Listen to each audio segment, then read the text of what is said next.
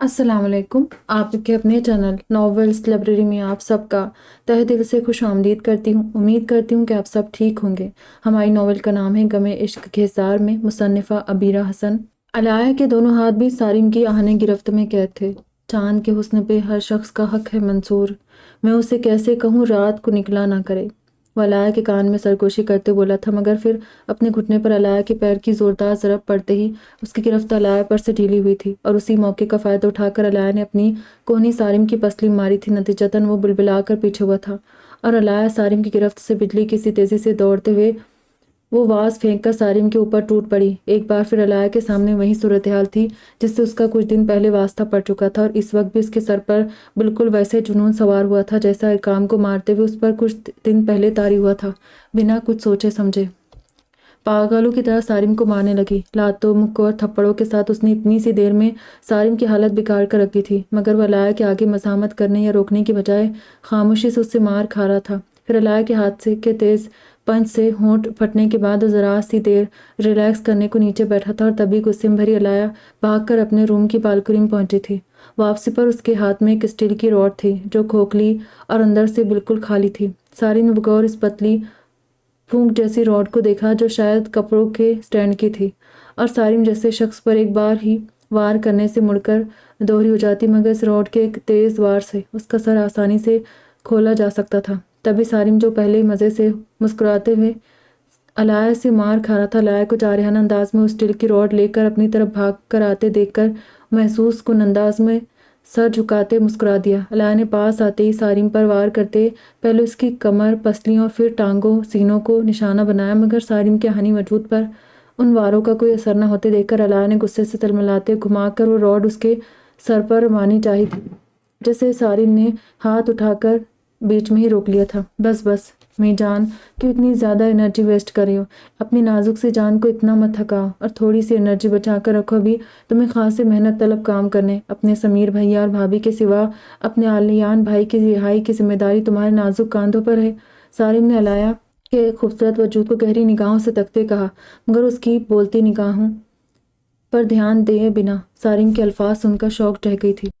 सारिम को मारने के लिए उठा हाथ हवा में ही मौलिक रह गया।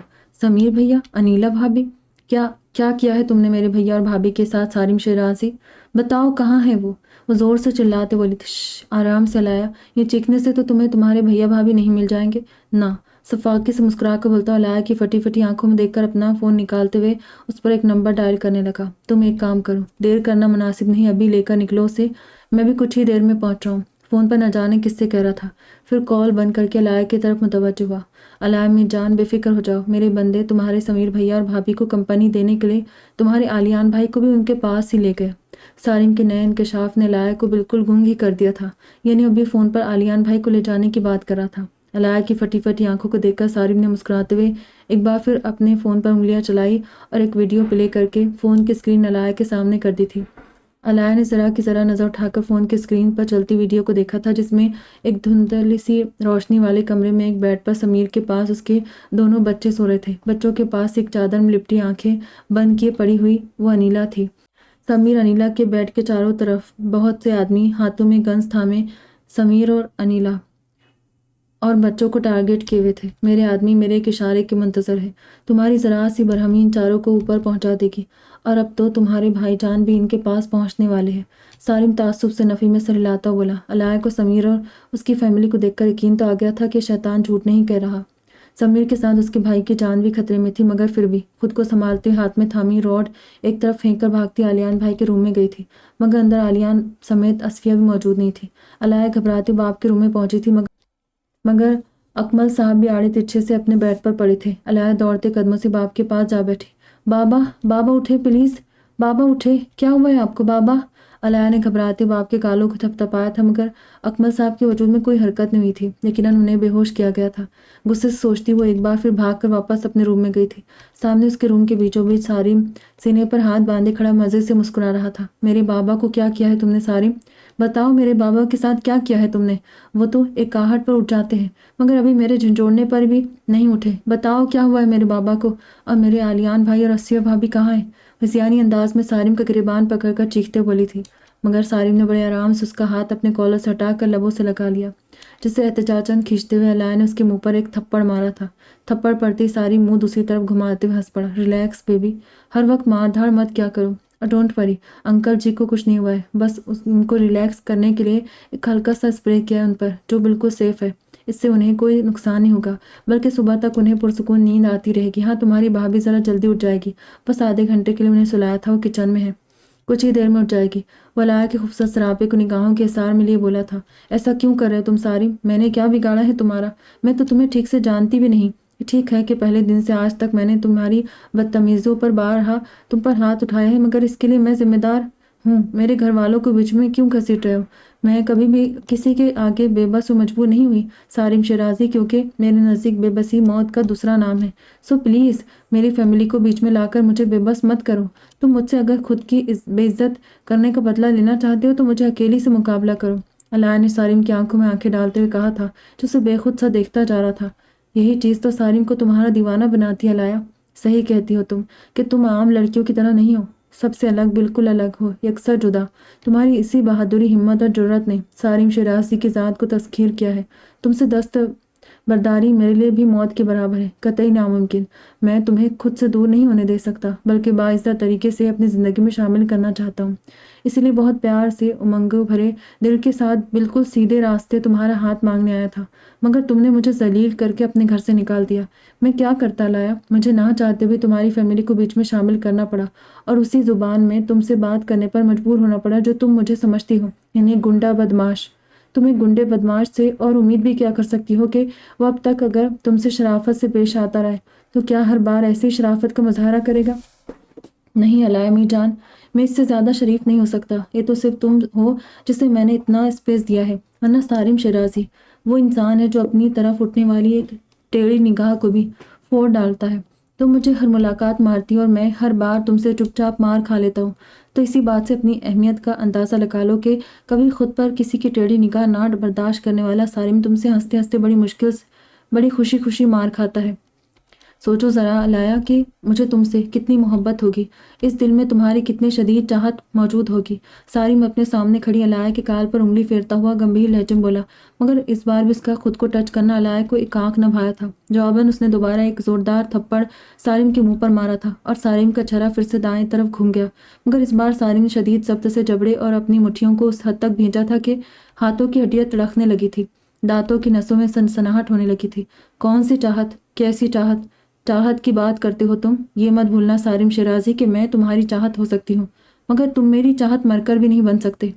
मुझे हासिल करना चाहते हो ना तुम, लेकिन इससे पहले एक हकीकत सुनो, अच्छी तरह अपने कान खोल कर सुनो कि मैं बचपन से, यानी उस उम्र से जब मुझे लफ्ज़ मोहब्बत के मानी और मतलब भी नहीं पता थे, तभी से अपने उस्ताद मोहतरम को चाहती आ रही हूँ। मेरी भाभी के भाई मेरे उस्ताद मोहतरम। मैंने होश की दुनिया में कदम रखते ही खुद को उनकी अमानत समझ लिया था। दिलो जान से चाहती हूँ मैं उन्हें, और वो भी टूट कर मोहब्बत करते हैं मुझसे, बेहद बेतहाशा। मोहब्बत की बात करते हो ना तुम, मगर मोहब्बत ये नहीं होती जिसकी तुम दुहाई दे रहे हो। मोहब्बत करना सीखना है तो मेरे उस्ताद मोहतरम से सीखो। वो अपनी मोहब्बत जताने के लिए तुम्हारी तरह चीप हरकतें नहीं करते, बार बार मुझे छूने की कोशिश नहीं करते, बल्कि उनकी मोहब्बत भी उनकी तरह बावकार है। अगर उनकी ज़ाहिरी शक्ल सूरत की बात की जाए तो इस कदर खूबसूरत है कि मुझे उन्हें आँख भर कर देखने से डर लगता है कि कहीं उन्हें मेरी ही नज़र ना लग जाए। उनकी खूबसूरत शक्ल जो एक बार देख ले दीवाना हो जाए। तुम जैसे तो उनके पैर की खाक बराबर भी नहीं हो, मगर उनकी शक्ल से ज़्यादा उनका दिल खूबसूरत है, जिसकी बिला शिरकत गहरे मैं मालिक हूँ, और उनके दिल समेत पूरी हस्ती पर बड़े तमतराक से मैं हुकूमत करती हूँ। जानते हो वो सालों से मुझे चाहते आ रहे, मगर कभी उन्होंने मेरे सामने अपने जज्बों को आश्कार भी नहीं होने दिया कि कहीं कम उम्री में मेरा जहन न भटक जाए। मेरे साथ इतना वक्त गुजारते थे, मगर एक मर्तबा भी उन्होंने तुम्हारे जैसे घटिया अंदाज मुझे छूने की कोशिश नहीं की। बड़े होने के बाद जब मैं उनके लिए अपने दिल में मौजूद फीलिंग्स को समझने लगी, तब मैंने ही लड़ झगड़ कर उन पर अपनी फीलिंग्स भी खुद ही जाहिर की थी, मगर उन्होंने मेरी हौसला अफजाई नहीं की, क्योंकि वो बिना किसी जायज़ रिश्ते के खुद को मेरे सामने आया नहीं करना चाहते थे। कल भी तुम्हारी मेहरबानी की वजह से मैंने उन्हें खुद कॉल करके कहा था कि वो मुझे अपने नाम कर लें, वरना तुम जैसों की तरह न जाने और कौन कौन मुंह उठाकर मेरा तलबकार बना चलाएगा। उन्होंने मेरा मान टूटने नहीं दिया। ये देखो आज मैं उनके नाम की अंगूठी पहन चुकी हूँ, मुझे अपने नाम कर गए हैं। रुको मैं अपने फ़ोन में मौजूद तुम्हें अपनी मंगनी की तस्वीरें भी दिखाती हूँ। उन तस्वीर में तुम्हें उन्हें देखना सारिम शराजी, ताकि तुम्हें अच्छी तरह समझ आ जाए कि अलाया की पसंद का मियार क्या है। तुम जैसे तो मेरे उस्ताद मोहतरम के आसपास भी खड़े नहीं हो सकते, और ना ही तुम्हारी हरकत इस काबिल है कि तुम्हारी तरफ निगाह उठाकर भी देखा जाए। उनकी खूबसूरती, उनकी वजाहत कि मैं सालों से असीर हूँ, और मुझ समेत मेरे दिल पर, मेरी मोहब्बत पर बस मेरे मंगेतर, मेरे उस्ताद मोहतरम, वो सारिम के सामने अपना बाया अंगूठी से सजा हाथ लहराने के साथ ही जोश और जज्बात से बोलते हुए अपना फ़ोन उठाने आगे बढ़ी थी कि तभी सारिम के तेज़ धाड़ पर अचानक खामोश होते अपनी जगह पर रुक गई। Shut up, just shut up, वरना गोली मार दूंगा तुम्हारे उस उस्ताद मोहतरम को। सारिम गुस्से से चील की तरह अलाया के फ़ोन की तरफ लपका था। झपट कर फ़ोन उठाते उसने खींचकर पूरी कुव्वत से सामने दीवार पर दे मारा। साथ ही खुद से कुछ और दूर खड़ी अलाया के पास जाकर जारहाना अंदाज में उसका बाजू थाम कर दोबारा जोर से धाड़ उठा। क्या कह रही थी तुम? हाँ, बहुत खूबसूरत है वो।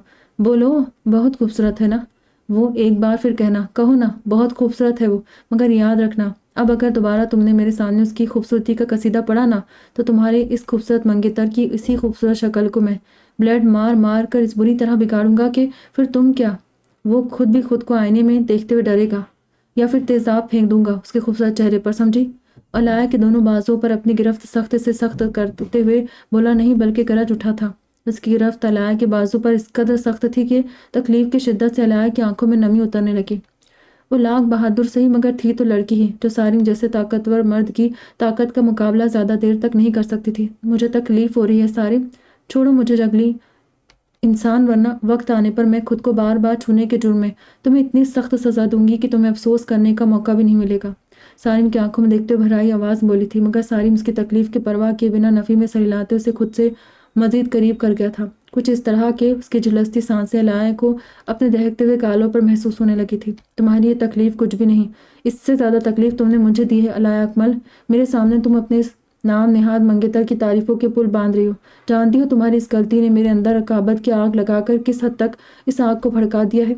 इतना कि चाहूँ तो अभी के अभी तुम्हारे इस खूबसूरत वजूद पर तसल्लुत कायम करके तुम्हें अपना बनाकर तुम्हारे पूर को अपने अंदर जलती इस आग से जला सकता हूँ, मगर नहीं, तुम्हें इस तरह से हासिल करना मेरा मकसद नहीं है। अगर ऐसा करना होता तो ये सब पहले ही दिन कर लेता, मगर मैंने मोहब्बत के साथ तुम्हारी इज्जत भी की है। तुम्हें बेइज्जत करना होता तो पहले ही दिन कर चुका होता।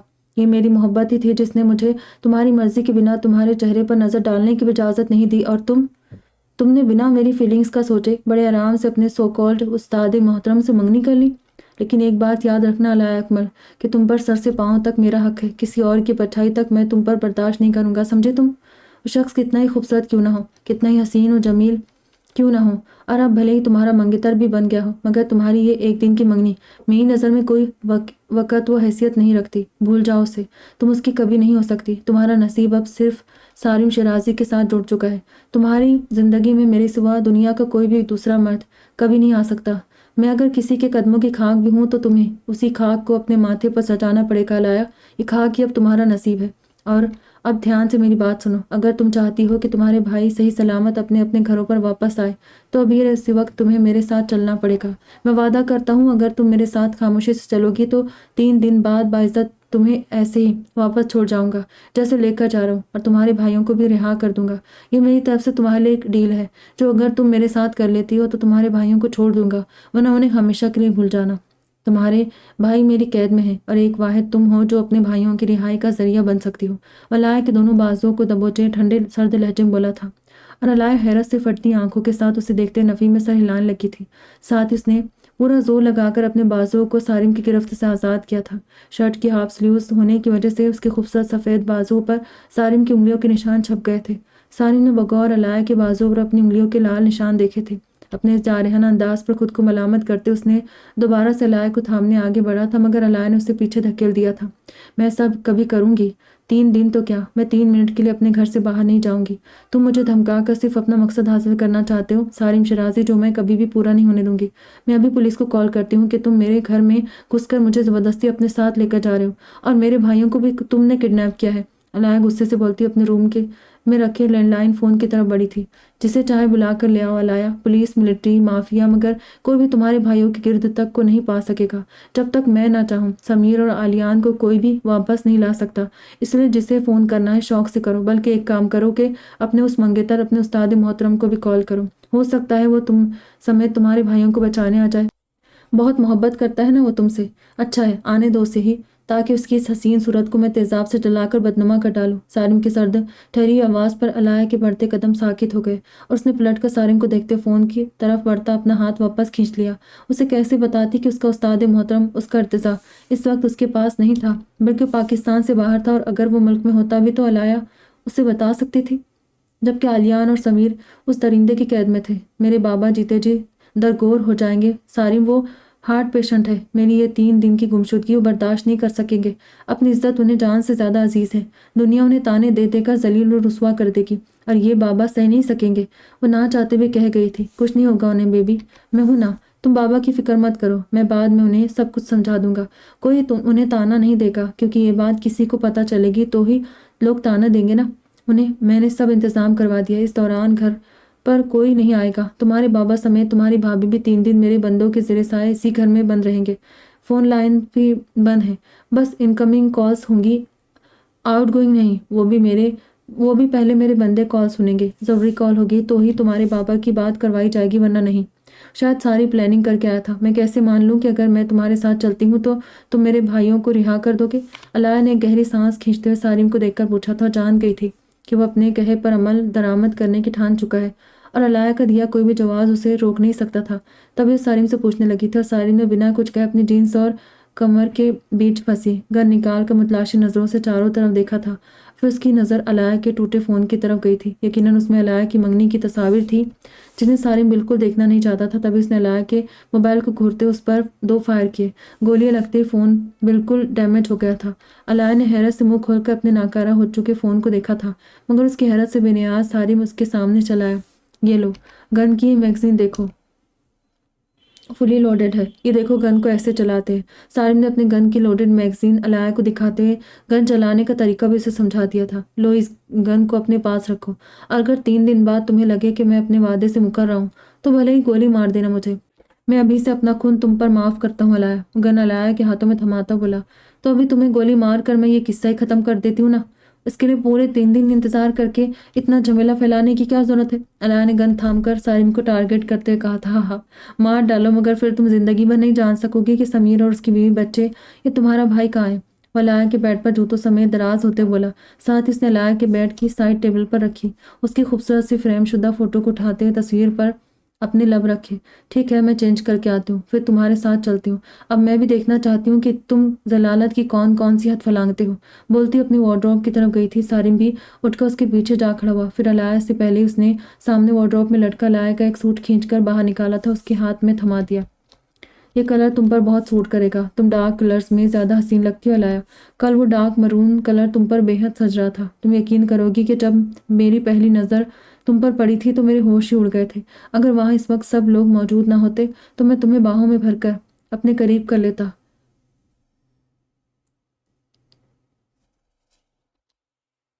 वह अलाया की तरफ झुककर बहके हुए अंदाज में बोला था, मगर वो उसकी पुरतपिश सांसों को अपने कान पर महसूस करते हुए बुदक कर फौरन पीछे हट गई। अपनी हद में रहो सारिम शिराजी, इस तरह की बेबाक बातें मुझसे कभी मेरे उस्ताद मोहतरम ने भी नहीं की, जिनको मैं अपनी खुशी से सारे इख्तियारात दे चुकी हूँ। अगर मैं तुम्हारे साथ चल रही हूँ तो इसका ये मतलब नहीं है कि तुम अपनी औकात दिखाना शुरू कर दो। अभी से मुझसे कम से कम 10 मीटर की दूरी पर चले जाओ, क्योंकि अगर तुमने मुझसे दोबारा किसी भी किस्म की बदतमीजी की तो गन तुम देख रहे हो ना, तुम्हें अगर गोली ना भी मार सकी तो इससे खुद को ही शूट कर लूंगी।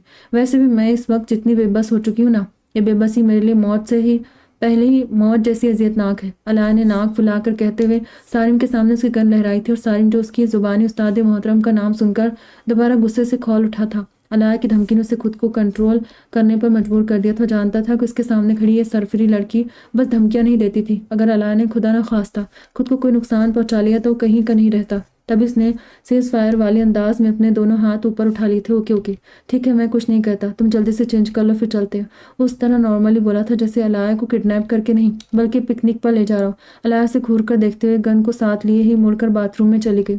फिर बाथरूम से उसकी वापसी पूरे 10 मिनट बाद हुई थी। रेड सूट पर खोलकर रेड और ब्लैक दुपट्टा उड़े उसने काले रंग के हिजाब को अच्छी तरह चेहरे के गिर्द लपेट रखा था। सारिम को उसकी एहतियात बहुत अच्छी लगती थी, और अब जब वो खुद अलाया के लंबे हसीन बाल खूबसूरत वजूद को देख चुका था तो चाहता भी नहीं था कि अलाया पर उसके सिवा किसी गैर की नज़र पड़े। इसलिए उसे तताइशी नज़रों से देखता हुआ आगे बढ़ने लगा था। अब तुम्हारी तरह मैं ये गन کمر سے لگا کر یا ہاتھوں میں لے کر گھومنے سے تو رہی، تم کہو تو اسے اپنے بیگ میں رکھ لوں؟ علیہ نے دروازے کی طرف بڑھتے ہوئے کہا۔ اوکے رکھ لو۔ وہ علیہ کے ساتھ دوبارہ اس کی وارڈروب تک گیا تھا اور پھر اس کے سامنے علیہ نے ایک نئے بڑے سے شاپر میں سے نیا نکور ریڈ کلر کا بیگ نکالا اور وہ گن احتیاط سے اپنے بیگ میں رکھ لی تھی۔ بیگ بالکل نیا تھا، تبھی سارم کو اسے دیکھ کر تسلی ہو گئی تھی کہ بیگ میں گن کے سوا کچھ نہیں تھا۔ پھر وہ علیہ کو لیے نیچے چلا آیا تھا۔ تب تک کچن میں پڑی بھابھی بھی ہوش میں آ گئی تھی اور وہ کچن سے نکل کر گھر کو چاروں طرف سے دیکھ رہی تھی کہ آیا سارم اب تک گھر میں موجود ہے یا نہیں، اور تبھی ان کی نظر سیڑھیوں سے اترتی علیہ پر پڑی تھی جو سارم کے پیچھے پیچھے نیچے آئی تھی۔ علیہ یہ سارم پھٹی پھٹی آنکھوں کے ساتھ علیہ کو دیکھتی بے ربط سی بولی تھی، مگر علیہ نے بنا جواب دیے سارم کے ساتھ آگے بڑھنے لگی تھی۔ شاکڈ سی کھڑی اصفیہ نے باہری دروازے کی طرف جاتی علیہ کو دیکھا تھا۔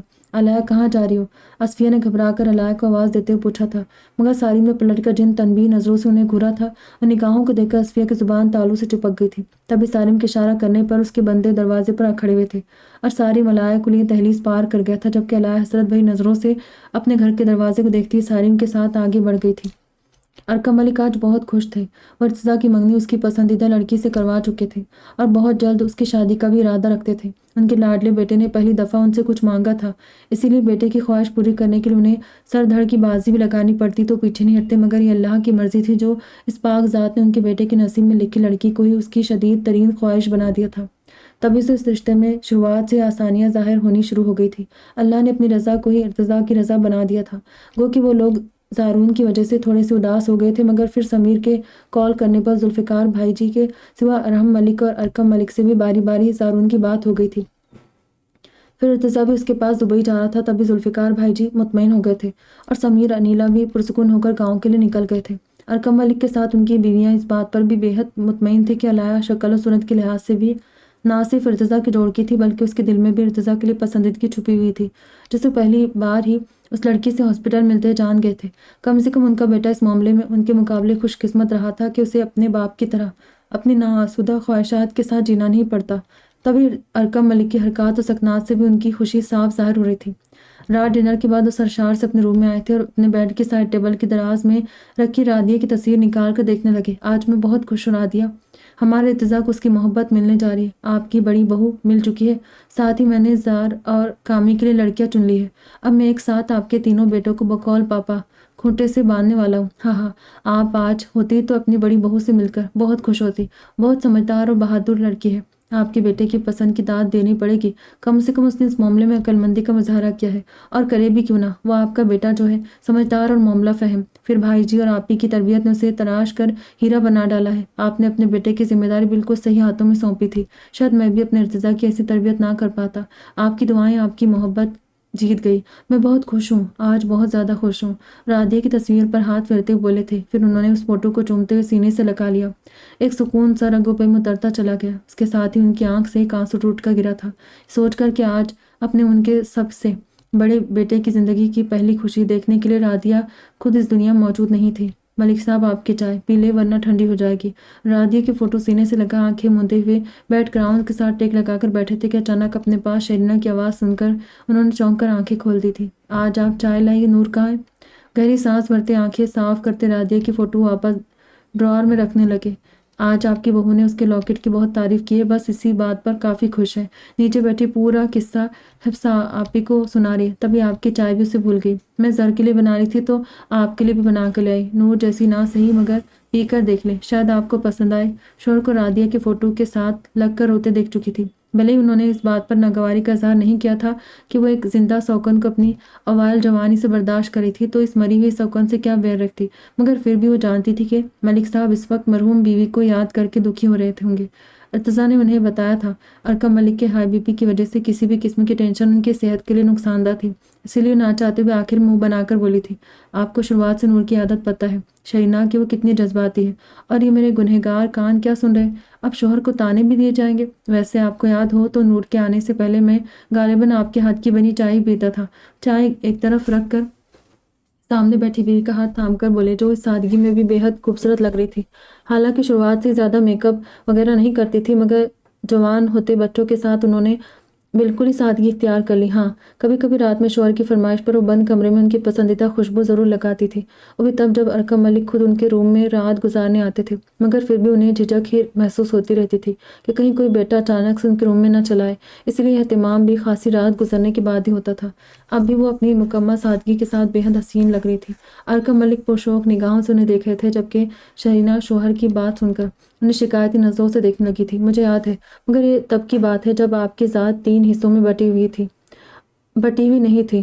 آپ پر مکمل میرا اختیار تھا، لیکن پہلے نور اور بعد میں رادیہ کے آنے کے بعد آپ مجھے صرف مہمانوں کی طرح میسر آنے لگے۔ میری دسترس سے آپ اس طرح دور ہوتے چلے گئے کہ میں چاہتے بھی آپ سے کہہ ہی نہیں سکی کہ مجھے آپ کو بانٹ کر اتنی تکلیف ہو رہی ہے، جیسے آپ کو تب ہوتی جب آپ مجھے اپنی آنکھوں کے سامنے اپنے علاوہ کسی اور کے ساتھ دیکھتے۔ ارقم ملک بے اختیار طرف کا پہلو بدل کر رہ گئے تھے۔ میں کہہ ہی نہیں سکی ملک صاحب، اس معاملے میں دین کی رو سے بھی میں بے بس تھی، اور دنیاوی مصلحتوں نے بھی میرے ہونٹوں پر تالے ڈال دیے تھے۔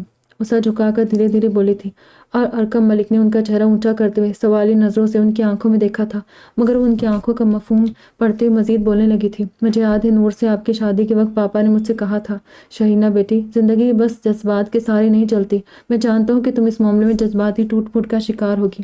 تم یوں کسی عورت کے ساتھ اپنا شوہر نہیں بانٹ سکتی، بلکہ تم کیا کوئی بھی عورت اتنی ہمت والی اور باظرف نہیں ہوتی، مگر بیٹی، یہ کرنا اس وقت ضروری ہے۔ اللہ نے اس وقت ایک مجبور لڑکی پر جو حالات ڈالے ہیں، ان کو دیکھتے ہوئے شادی ناگزیر ہو گئی ہے۔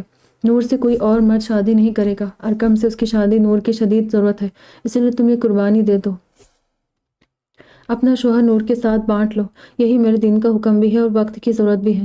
شہینہ میرے بچے، یاد رکھنا کہ زندگی جذباتوں پر نہیں بلکہ ضرورتوں پر ٹکی ہوتی ہے۔ یہ ضرورت ہی تھی جس کو دیکھ کر نبی کریم کی ازواج مطہرات نے بھی اللہ کے حکم پر اپنا شوہر دوسری عورتوں کے ساتھ بنا احتجاج کے بانٹ لیا تھا۔ ہم تو پھر عام انسان ہیں۔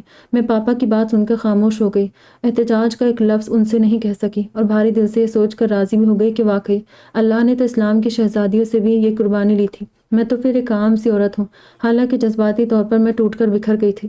آسان نہیں تھا آپ کو اپنی نظروں کے سامنے دوسری عورت کے ساتھ دیکھنا۔ میرا دل یہ سوچ کر درد سے پھٹنے کے قریب ہو جاتا تھا کہ آپ نے میرے حصے کا وقت، میرے حصے کی محبت کسی اور عورت کو دے دی۔ اسے بھی آپ نے اسی طرح دیکھا ہوگا، اس سے بھی محبت بھری وہی باتیں کی ہوگی جو میرے ساتھ کرتے تھے۔ میں خاموشی سے رات کی تنہائیوں میں یہ سوچ کر پہرو روتی تھی کہ میرا شوہر میری نظروں کے سامنے دوسری عورت کے پاس ہے، مگر پھر وہی بات کی زندگی جذبات پر نہیں، ضرورتوں پر منحصر ہوتی ہے۔ بس یہی سوچ کر میں نے دھیرے دھیرے سمجھوتا کرنا سیکھ لیا اور ساتھ ہی صبر کر لیا، مگر پھر بھی جب اپنی آنکھوں کے سامنے آپ کو رادیہ یا نور کے کمرے میں جاتے دیکھتی تھی، بہت تکلیف ہوتی تھی مجھے، بے حد، اتنی کہ لگتا تھا جسم سے جان جدا ہو رہی ہے۔ ایک انجانا سا آنسو شہینہ کی آنکھ سے ٹوٹ کر ارقم ملک کے ہاتھ پر گرا تھا، جو حیرت سے ساکت و گنگ سے بیٹھے پہلی بار بیوی کی زبان سے باتیں سن رہے تھے۔ حالانکہ رادیہ کے ساتھ شادی پر شہینہ ان سے ناراض ضرور ہوئی تھی، مگر تب بھی زبان سے انہوں نے اپنی تکلیف کا اظہار نہیں کیا تھا۔ آپ کے ساتھ میری شادی اوائل عمری میں کر دی گئی تھی، عمر جو نئے نئے خواب سجانے کی ہوتی ہے۔ یہ وہ وقت ہوتا ہے جب ایک نوعمر لڑکی کے سامنے خوبصورتی اور رعنائیوں سے سجی ایک پوری دنیا ہوتی ہے، جب ہر سو روشنیاں رقص کرتی ہیں، ستارے راہوں میں بکھرے ہوتے ہیں، کہکشاؤں کا سفر طے ہو کیا جاتا ہے۔ اسی عمر میں آپ میری زندگی میں چلے آئے۔ آپ کے ساتھ نے مجھے مکمل کر دیا۔ میں خوش قسمت لڑکی تھی جس کے دل کو پہلی بار جس شخص نے فتح کیا، اس کا شوہر تھا۔ میرے انچھوئے جذبات اور رنگوں کے سجے خوابوں پر جس شخص کا تسلط قائم ہوا تھا، وہ کوئی غیر نہیں، میرا محرم تھا، میرا شوہر تھا۔ بیک وقت مجھے ایک ہی انسان میں 3 رشتے مل گئے تھے۔ میرا شوہر ہی میرا محبوب اور بہت اچھا دوست بھی تھا۔ میں بہت خوش تھی، میری زندگی واقعی بے حد حسین ہو گئی تھی، مگر پھر میری خوشیوں کو شاید میری ہی نظر لگ گئی۔ آپ کی زندگی میں نور چلی آئی اور مجھے اپنی حد متعین کرنی پڑی۔ آپ کو مکمل طور پر مجھ سے چھین کر صرف آدھا مجھے دیا گیا، اور آپ آدھے نور کے حصے میں چلے گئے۔ میں جو پہلے بلا جھجک کبھی بھی کیسے بھی آپ سے ہر بات کر لیا کرتی تھی، آپ کی دوسری شادی کے بعد انتظار کرنے لگی کہ کب وہ وقت مجھے میسر ہو جب نور آپ کے پاس نہ ہو تو میں آپ سے اپنی بات کہہ سکوں۔ نور کی عادت مجھے پتہ تھی، وہ بہت جذباتی تھی۔ اسے برا لگتا تھا کہ اس کے سامنے میں اس کے شوہر سے لگاوٹ کا مظاہرہ کروں۔ اسے برا لگتا تھا کہ آپ 3 دن بھی مجھے کیوں دیتے ہیں اور نئی نویلی بیوی کے ہوتے ہوئے پرانی بیوی کے پاس کیوں جاتے ہیں۔ اسی لیے میں نے آپ کو ایک دن مزید اس کے ساتھ رہنے کے کہہ دیا کہ آپ سے اسے زیادہ سے زیادہ وقت دیا کریں۔ میرے ساتھ تو پھر آپ 2 سالوں سے ہے، مگر وہ ابھی نئی نئی آپ کی زندگی میں داخل ہوئی ہے۔ شہینہ نے بولتے ہوئے اپنی چادر کے پلوں سے اپنی بہتی آنکھوں کو صاف کیا۔ ان کا درد آج ان کی آنکھوں سے آنسوؤں کی صورت بہہ رہا تھا، جس کو ارکم ملک ششتر سے بیٹھے دیکھ رہے تھے۔ اندازہ کر سکتے ہیں آپ ملک صاحب، اس وقت میری حالت کا، جب رات کی تنہائیوں میں آپ کے اور نور کے کمرے سے مجھے ہنسی اور سرگوشیوں کی آوازیں آتی تھی، تب میرا دل کیا چاہتا ہوگا کہ آپ بحیثیت شوہر اپنی آنکھوں کے سامنے دیکھ سکتے تھے کہ میں خدا نخواستہ آپ کو چھوڑ کر آپ کی آنکھوں کے سامنے کسی اور کے ساتھ۔ شہینہ نے لب بھیج کر خود کو خاموش کیا تھا، تبھی ساکت بیٹھے ارکم ملک نے تڑپ کر ان کے ہونٹوں پر ہاتھ رکھتے ہوئے شدت سے نفی میں سرلایا تھا، جیسے انہیں اتنی بیہودہ بات کہنے سے روک رہے ہوں۔ ان کی آنکھیں بھی بیوی کے ساتھ ساتھ ان کے درد پر جل اٹھی تھیں، یا شاید شہینہ کی بات پر ضبط کی وجہ سے ان کی آنکھوں کے ساتھ چہرہ بھی سرخ ہو گیا تھا، جبکہ شہینہ ان کی تڑپ دیکھتے ہوئے مجروح سے انداز مسکرا دی تھی۔ ایسی ہی بے بسی اور تڑپ میں بھی محسوس کرتی تھی جب آپ کو آپ کی دوسری بیویوں کے پاس دیکھتی تھی، مگر پھر میں اپنے تڑپتے دل کو سمجھا کر خود کو اللہ کی یاد مصروف کر لیا کرتی تھی۔ خود کو سمجھاتی تھی کہ نہیں شہرینہ، مرد کو اختیار ہے کہ وہ بیک وقت ایک سے زیادہ عورتوں کے ساتھ رہ سکتا ہے، مگر دین نے عورت کو آزادی نہیں دی۔ میری محبت کو دین اور دنیاوی مصلحتوں نے تڑپنے، سسکنے اور سمجھوتہ کرنے پر مجبور کر دیا تھا۔ ملک صاحب، کئی بار شیطان ورگلاتا تھا، دماغ میں باغیانہ سوچیں بھی جنم لیتی تھی۔ سوچتی تھی کہ میں بھی ابھی جوان ہوں، خوبصورت ہوں، کوئی بچہ بھی نہیں، تو کیوں میں ایک ایسے مرد کے ساتھ رہوں جس کی ذات پر میرے سوا دوسری عورتوں کا قبضہ ہے؟ کیوں میں اپنے جذبات کا خون کروں؟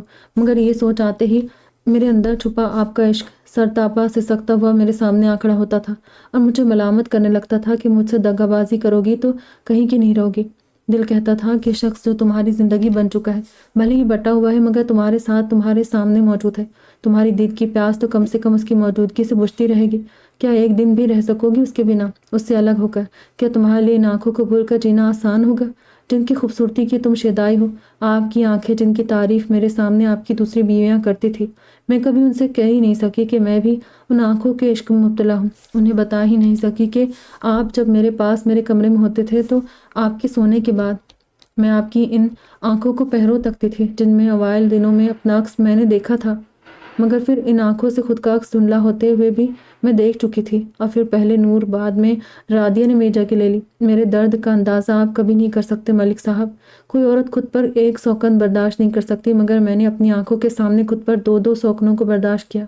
ان کے بطن سے پیدا ہونے والی آپ کی اولادوں کو اپنے سینے سے لگایا، یہ سوچ کر کہ یہ اس شخص کا خون ہے جس سے میں نے عشق کیا، جس کے بنا زندگی میرے لیے موت ہے۔ بے شک میری محبت اور میرا عشق آپ کے لیے رادیہ جیسا جنون نہیں تھا، مگر اسی عشق نے مجھے اتنا حوصلہ دے دیا کہ میں آپ کے بچوں کو سوتیلی اولاد کی بجائے اپنی خود کی اولاد ماننے لگی۔ ارتضیٰ، ازراق اور کامی کو میں نے کبھی ساتھ سے کم نہیں مانا، اور میرا عماد تو میرے دل کا ٹکڑا ہے۔ اس کی پیدائش پر نور کی طبیعت کی خرابی کے باعث میں نے عماد کو اپنا دودھ بھی پلایا تھا۔ آپ کو نور کے ساتھ بانٹتے ہوئے میرے دل نے تڑپ کر احتجاج کیا تھا، مگر پھر بھی میں نے اسے قبول کر لیا تھا۔ اور پھر اس بات کے لیے میرے دل میں آج تک نور کی بہت قدر ہے کہ وہ بھلے ہی کتنی جذباتی اور تیز دماغ کی ہے، مگر اس نے میرے بچے اور اپنے بیٹے کے درمیان کبھی کوئی فرق نہیں کیا، بلکہ اس نے تو رادیہ کے بیٹوں کو بھی اپنا مان کا سینے سے لگایا۔ ملک صاحب، آپ کو میں نے اپنی کبھی فیلنگ سے آگاہی نہیں دی۔ آپ میرے محبوب تھے، مگر پھر آپ کی ذات پر دوسروں کا تسلط دیکھ کر میں نے اپنے عشق پر دوستی کو ترجیح دے ڈالی۔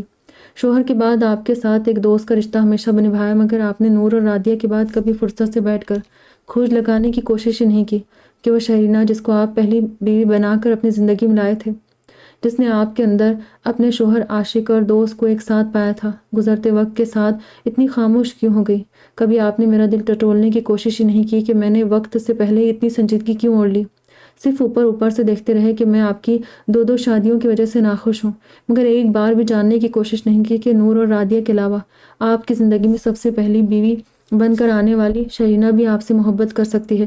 میں نور کی طرح وہ شگاف لفظوں میں آپ سے کہہ نہیں سکی کہ میں آپ سے محبت کرتی ہوں۔ اپنے بگڑے رویے سے آپ پر یہ نہیں جتا سکی کہ مجھے آپ کا نور اور رادیہ کے قریب ہونا تکلیف دیتا ہے۔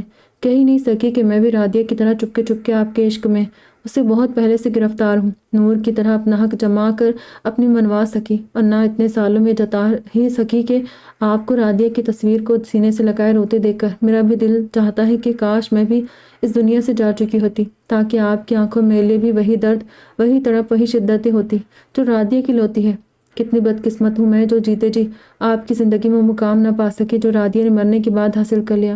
میرا جینا تو بیکار ہی ہوا نا پھر ملک صاحب۔ شہینہ بولتے بولتے پھوٹ کر رونے لگی تھی۔ اور ارکم ملک نے کھینچ کر انہیں قریب کر لیا۔ پلیز شہرینہ، ایسے مت کہیں، آپ کے ہونے کی وجہ سے، آپ کے ساتھ کی وجہ سے ہی تو میں نے زندہ رہنے کا حوصلہ کیا ہے، ورنہ رادیہ کے ساتھ کی گئی زیادتی نے تو سالوں پہلے ہی مجھے جیتے جی مار ڈالا تھا۔ آپ کے اور نور کی وجہ سے ہی تو ارکم ملک کی ذات مضبوطی سے کھڑی ہے، ورنہ میں کب کا کسی شکستہ عمارت کی طرح ڈھہ چکا ہوتا۔ آپ کا درد، آپ کی اذیت سے میں واقف ہوں۔ آپ کی قربانی اور برداشت کی میرے دل میں اتنی قدر ہے کہ مرتے دم تک میں آپ کا یہ احسان نہیں اتار سکوں گا جو آپ نے نور اور رادیہ کے سوا میرے بچوں کو بھی قبول کر کے مجھ پر کیا ہے۔ میں جانتا ہوں مجھ سے کوتاہیاں ہوئی ہیں، بہت کوتاہیاں ہوئی ہیں۔ اپنی طرف سے میں نے کوشش کی کہ میں آپ تینوں کے ساتھ انصاف کر سکوں، مگر مجھ سے ہمیشہ چوک ہوتی رہی۔ رادی کے ساتھ شادی کے بعد میں نے ایک دن غصے میں پاپا سے پوچھا تھا کہ آپ نے میری 3 شادیاں کروا دی، مگر خود دادی جان کے شدید اصرار پر بھی دوسری شادی نہیں کی، تو انہوں نے مجھ سے کہا، پتر، میں دوسری شادی کر کے اپنی بیویوں کے ساتھ انصاف کر ہی نہیں سکتا تھا، اتنی ہمت نہیں رکھتا تھا۔ تبھی میں نے 2 عورتوں کی زندگی برباد کرنے سے بہتر یہ سمجھا کہ اپنی زندگی ایک کے نام کر کے اس کے ساتھ پوری زندگی گزار دوں، کیونکہ کسی قسم کی مجبوری، خاندانی دباؤ یا محبت پیار کی وجہ سے جوش و جذبات میں کوئی مرد اگر 1 سے زائد شادیاں کر بھی لیتا ہے اور پھر بیویوں کے درمیان انصاف نہیں کر پاتا تو وہ اپنے ساتھ ساتھ ان عورتوں کی زندگی میں تباہ کرتا ہے جنہیں بیوی بنا کر وہ اپنی زندگی میں شامل کرتا ہے۔ بے شک کسی بے سہارا عورت کی مدد کے لیے کوئی شادی شدہ مرد اس سے دوسری شادی کر سکتا ہے، مگر دین میں اس کے لیے وہی حکم ہے کہ دونوں عورتوں کے درمیان مساوی سلوک اختیار کرے، لیکن بہت کم مرد ایسے ہوتے ہیں جو اس بیلنس کو برقرار رکھتے ہیں۔ میرے ساتھ بھی یہی ہوا، میری 2 شادیاں میری مرضی کے خلاف ہوئی تھی، شاید اس لیے بھی میں بیلنس نہیں کر سکا اور اب تک نہیں کر پا رہا ہوں، مگر شرینہ، میں نے آپ کی قربانی کی واقعی دل سے قدر کی ہے، بہت قدر کی ہے۔ میں نے تبھی رادیہ کی جیتے جی کبھی ان سے اپنی محبت کا اظہار یہ سوچ کر نہیں کیا کہ آپ کے اور رادیہ کے نور کے ساتھ ناانصافی ہوگی اور رادیہ یہ حسرت لے دنیا سے چلی گئی۔ میں نے کبھی ان سے ایک بار بھی لگاوٹ کا مظاہرہ نہیں کیا، صرف آپ کی وجہ سے میں نے ارتضیٰ کی پیدائش پر رادیہ کو اکیلا چھوڑ دیا تھا، کیونکہ اس وقت آپ کو رادیہ سے زیادہ میری ضرورت تھی۔ اس بات پر نور بھی مجھ سے شدید خفا ہوئی تھی۔ ارکم ملک بولتے بولتے اچانک چپ ہو گئے تھے کہ سینے سے لگی شرینہ ایک جھٹکے سے الگ ہوئی تھی اور حیرت سے بے یقینی سے شوہر کی شکل دیکھنے لگی تھی۔ آپ کے کہنے کا مطلب ہے کہ رادیہ سے اپنے عشق کا اظہار آپ میری وجہ سے نہیں کر سکے؟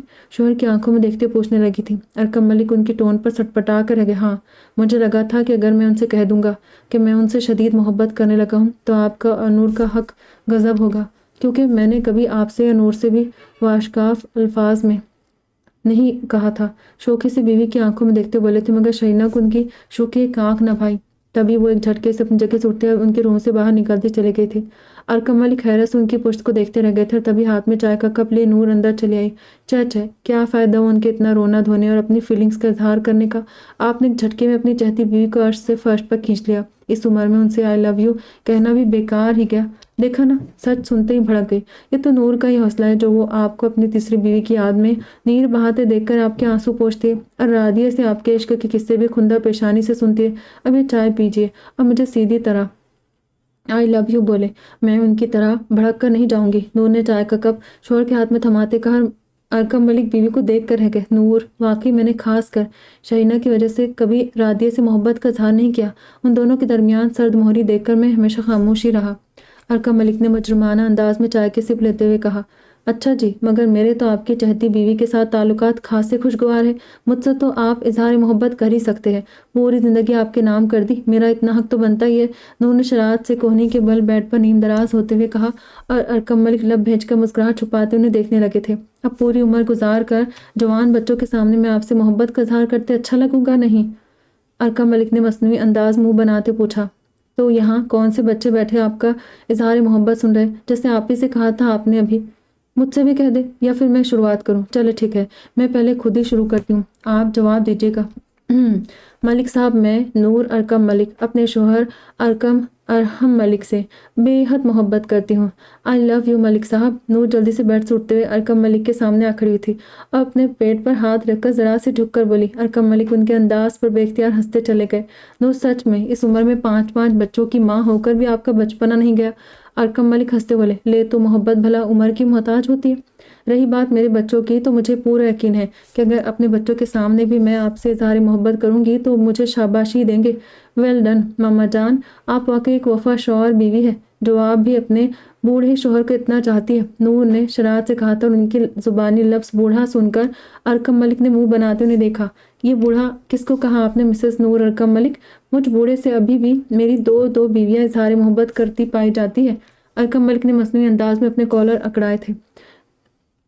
یار اب کہہ بھی دینا، اتنی دیر سے انتظار میں کھڑے ہیں کہ آپ کا اظہار محبت ہو تو ہم لوگ اندر آئے، دروازے پر کھڑے عماد نے زوردار آواز میں کہا تھا، جبکہ اس کے پیچھے سعد اور ارقام کے ساتھ اشال کو دیکھ کر ارقم ملک بری طرح سٹپٹا کر رہ گئے تو نور بھی پلٹ کر بیٹے کو گھورنے لگی۔ بول دینا یار پاپا، ابھی میں نے آنکھیں بند کر لی، سعدی، کامی بھائی، اشال بے شرموں کی طرح اندر نہ دیکھو، آنکھیں بند کرو جلدی۔